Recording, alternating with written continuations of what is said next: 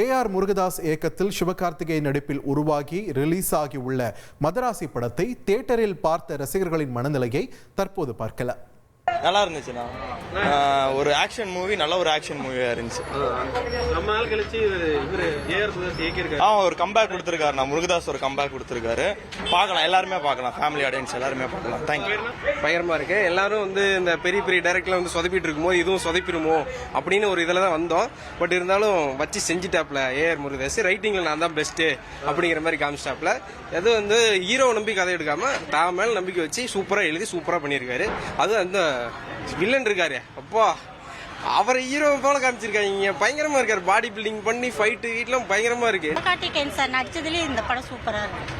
இது நியூ, அதாவது புதுசா பண்ணியிருக்காரு. ரொம்ப நாள் கழிச்சு இப்ப ஏஆர் முருகதாஸ் இயக்கியிருக்காரு இந்த படத்தை. புதுசா இருக்குங்க. வந்த படத்தோட இது ரொம்ப பெட்டர், சூப்பரா இருக்கு. படம் சூப்பரா இருந்துச்சு.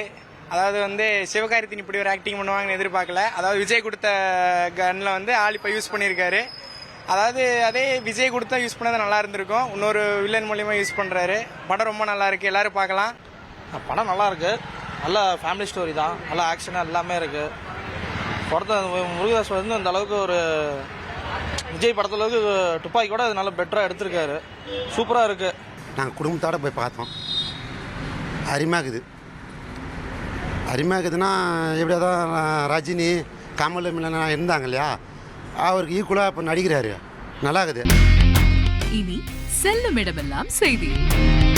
தந்தை டிவியின் வாட்ஸ்அப் சேனலை ஃபாலோ பண்ணினா செல்ல இருக்கும் இடமெல்லாம் செய்தி.